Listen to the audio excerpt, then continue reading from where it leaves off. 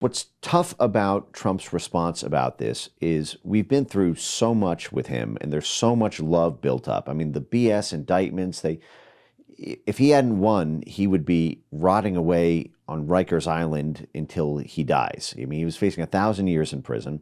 He got shot in the face, and all right, everyone, we are back. So we've been going down a lot of great tangents here today. We spent a lot of time kind of connecting Epstein and the rise there. So let's come back to that. And there were some thoughts I had earlier, but I didn't want to stop you.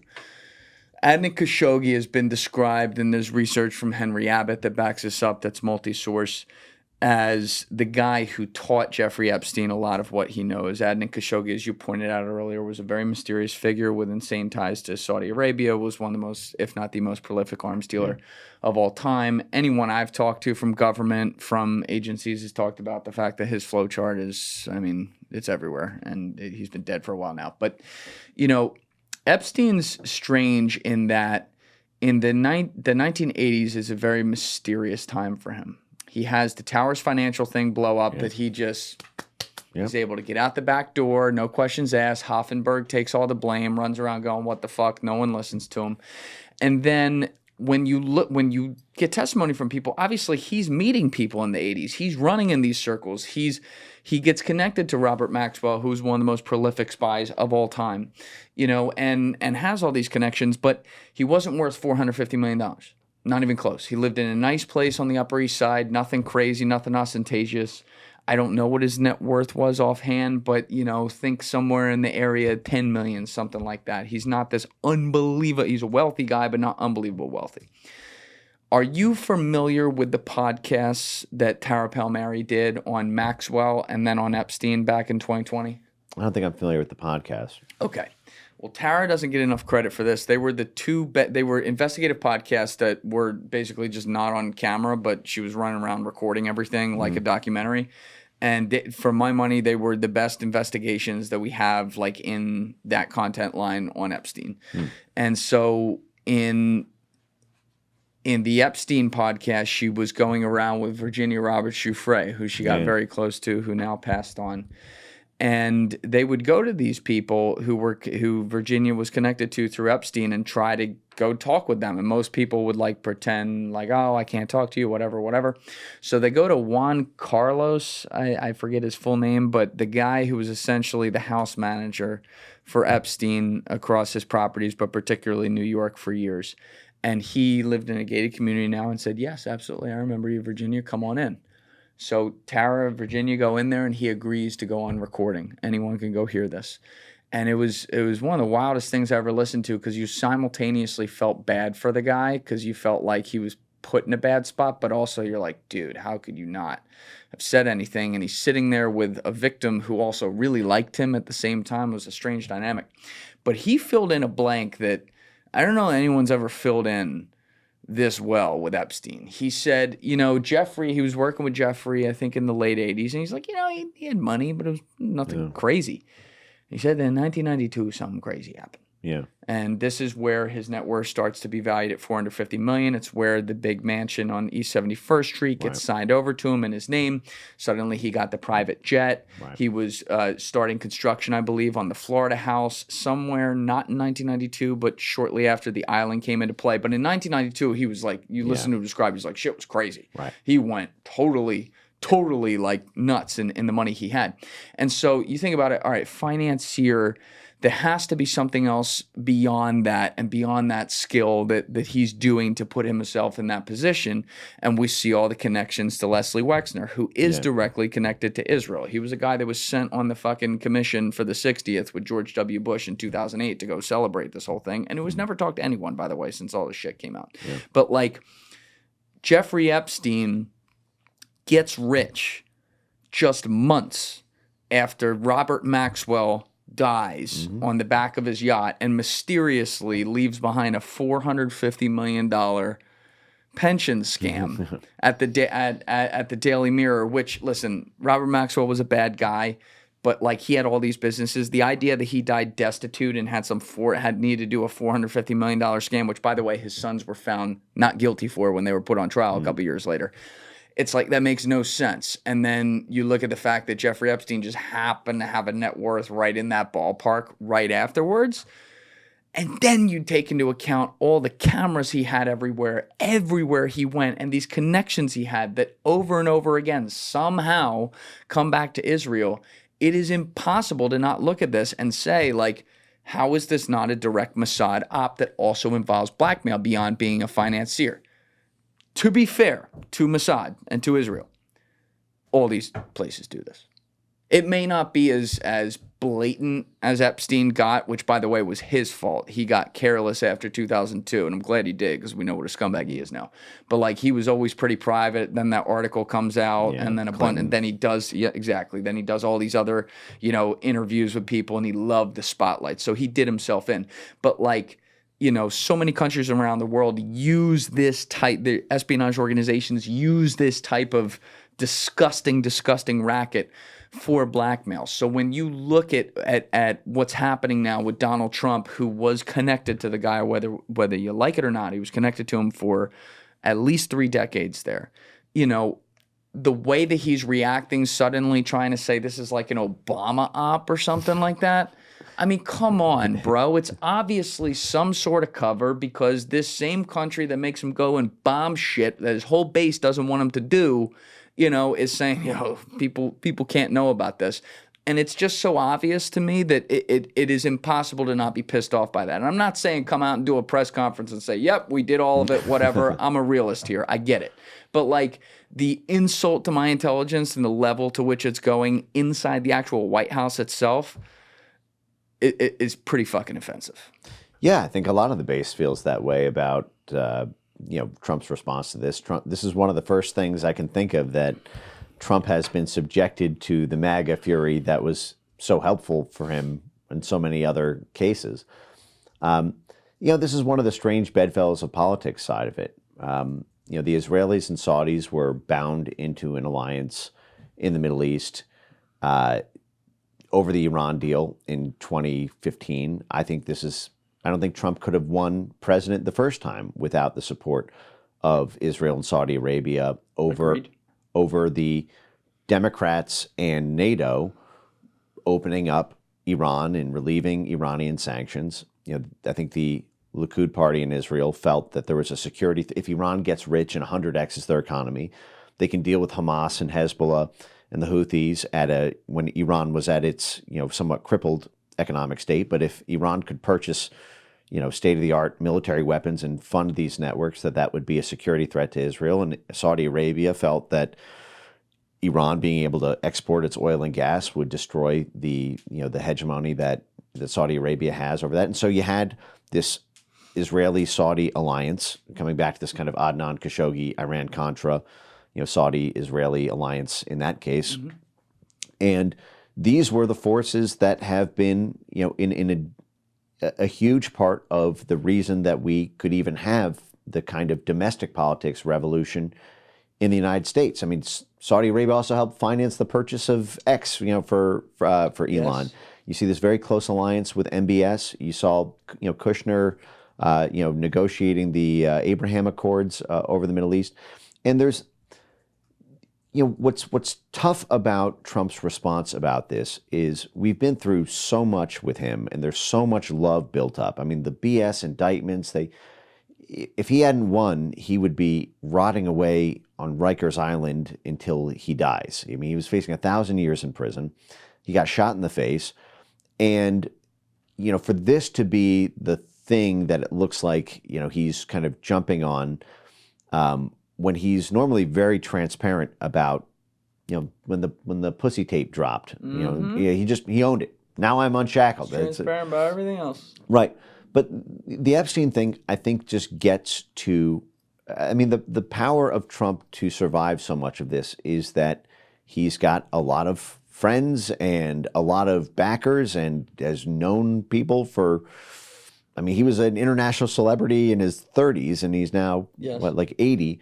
And a lot of that ran through the networks around Epstein, and not necessarily on I don't focus on the blackmail side of it for a couple of reasons. And I'm not denying that it happened, but I think that the path to transparency on this is by getting answers about the parts of it that are more traditional than I think the American people are aware of. Like, I don't think that most people even know the stories like Mark Rich and Bruce Rappaport and Adnan Khashoggi type figures who are outside financiers, who are simply cooperative contacts in these operations. And that, I mean, you look at all of the statecraft that has to get negotiated in the Middle East, and you're talking about all these countries who, hate each other on one thing but do business with each other on another. And that all has to be juiced in the background. And then the U.S. government doesn't want to look like it's necessarily favoring one party or striking a deal with one. They want it to happen on its own. And I think with the Epstein story, it's more in the influencer binders. I had a birthday party earlier this month, and someone brought the influencer binder, the phase one, to my birthday party. But I was thumbing through it, and you can see Trump's on the flight logs. Donald J. Trump, his name is on the flight logs. I think this is in the 1990s, and this was 12 years or so before he was indicted, before Epstein was indicted. I think Trump kicked Epstein out of his Mar-a-Lago club or something. In a pretty high-profile way. But the fact is the Trump financial network and the Trump international diplomacy network is tied to this same Iran-Contra network. I mean, all the way down to from the cabinet picks to the campaign donors, to the personal friends. And I think Trump's defense on this is, I think what he said is context. If we don't want to disclose the names because they'll be taken out of context, because everyone will associate it as being blackmail. Like, if you did business with Epstein, you were probably in on the blackmail network, or you knew about it, and so you look the other way.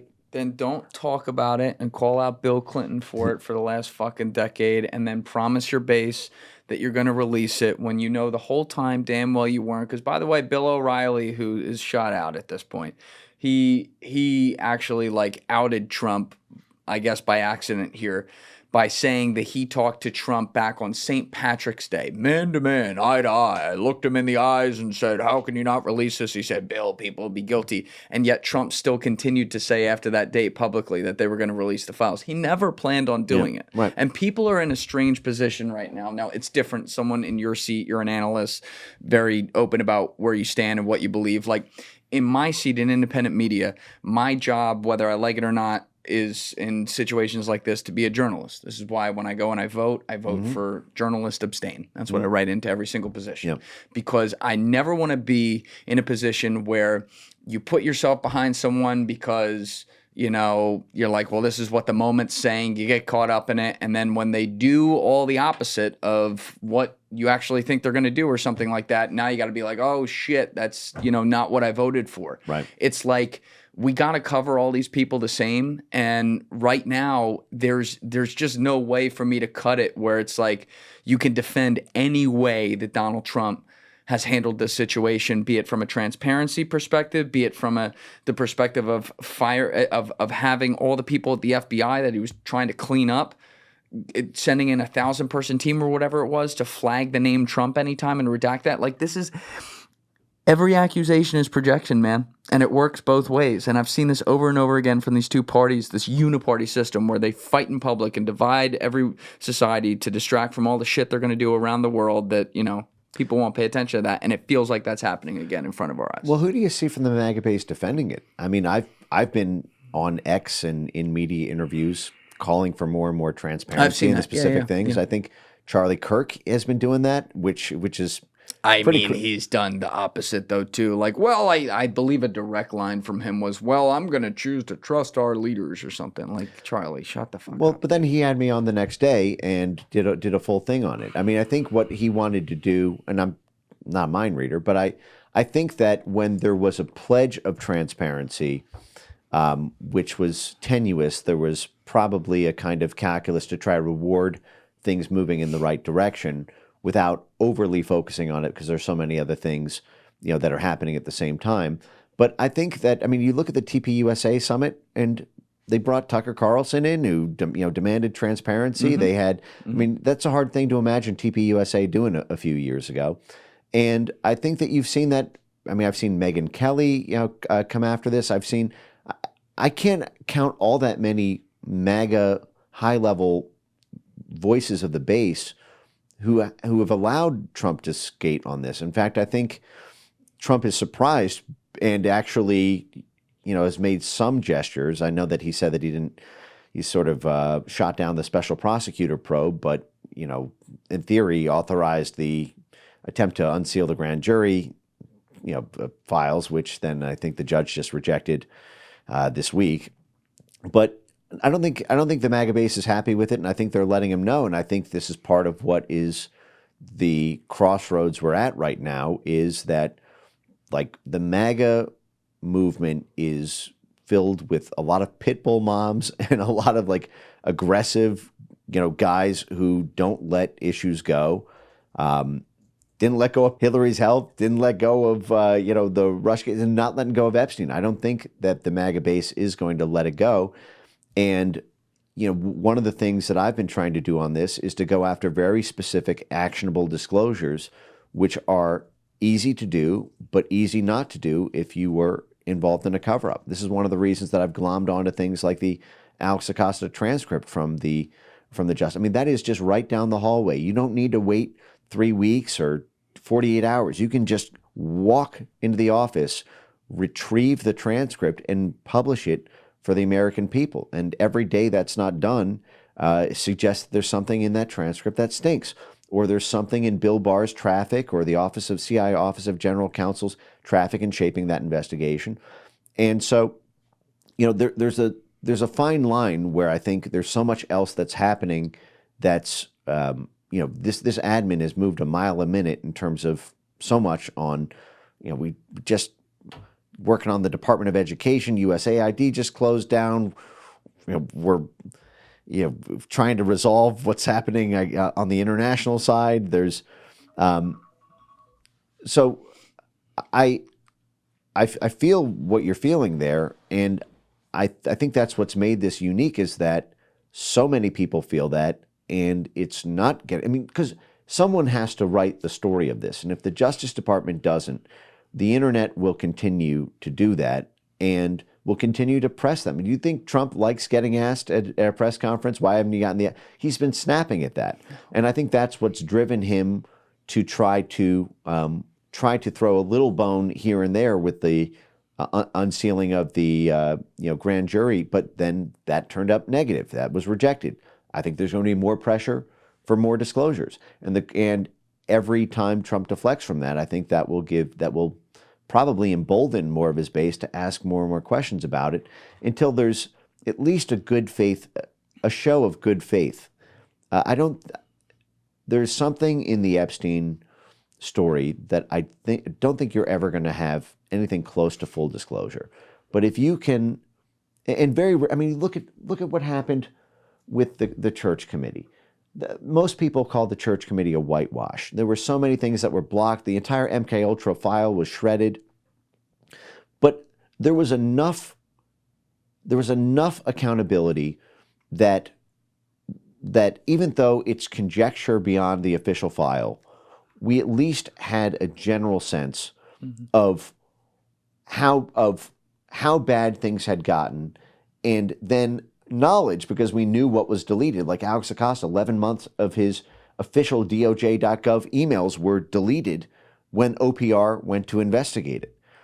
So, questions like, you can't subpoena the Israeli government. You can't subpoena Saudi intelligence. You can't subpoena, British intelligence or, the Right. French side of this. But you have our own intelligence agencies, and you can start there. And you can say, what did they know? John Ratcliffe is the head of the CIA. He was asked, when Pam Bondi was asked at the press conference whether or not Epstein was an intelligence asset, and Trump cut her off and said, you don't need to answer that. It's a very fishy thing to stop from being answered. And then Pam Bondi said, I don't know. We're looking into it. We'll get back to you. John Ratcliffe was sitting right next to her at that cabinet meeting. Didn't say a word. I find it unbelievable that there would not have been a name trace done on Jeffrey Epstein in 2006, the first time that he was indicted, in 2019. What do you mean a name trace?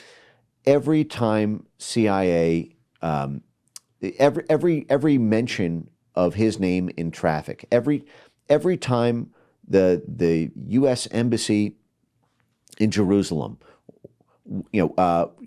touches something, and there's the special economic activities, every financing for every activity that touched Israel, Saudi Arabia, Egypt, UK, France, where Epstein was in network, everything that touched Wexner, everything that touched Ehud Barak, everything that touched the Bronfman family, dating back 40 years, I do not believe that there is no traffic inside our foreign intelligence that mentioned Epstein's name, mentioned his passport number, mentioned anything that he touched. And I don't believe that the CIA would unilaterally pull that information without being forced to by the Attorney General, who can compel that.